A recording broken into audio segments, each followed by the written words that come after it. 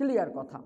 এরকম কোরআন ও হাদিসের বা ইসলামী শরিয়ার যে কোনো একটা অংশের কোনো একটা অংশকে যদি সন্দেহ করে অথবা মনে করে যে এটা উপযুক্ত নয়, এটা উপযোগী নয়, এটাকে সংশোধন করা দরকার, এটা আমাদের এই জায়গাতে প্রতিস্থাপন করা দরকার, এইরকম যে মনে করবে, যারা মনে করবে, দল হোক, গোষ্ঠী হোক, সমাজ হোক, জাতি হোক, যেই হোক না কেন, সে একদিক থেকে আবার এই সন্দেহ পোষণ করবে, সংশোধনীয় মনে করবে, পরিমার্জন করার চেষ্টা করবে, আবার নিজেকে মনে করবে যে আমি মুমিন মুসলমান, কোশ্চিনকালেও সম্ভব না, তেলার পানি এক জায়গায় কখনো থাকতে পারে না।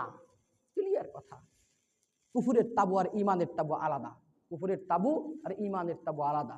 কিয়ামতের আগে নবী আলাইহিস সালাতু ওয়াস সালাম বলেছেন, শেষ জামানায় এমন এক সময় আসবে যে সময় ঈমানের তাবু আর কুফুরের তাবু আলাদা হয়ে যাবে, মাঝখানে কোনো তাবু থাকবে না। এইটাও একটু, ওইটাও একটু, এর একটু নিলাম, ওর একটু নিলাম, নিয়ে একটা কিছু দাঁড় করাইলাম, এটা আদতে কখনোই কল্যাণকর হবে না, এটা কখনোই কোনো স্বীকৃত কোনো বিষয় হবে না, ইসলামের দৃষ্টিতে কোশ্চিনকালেও হবে না।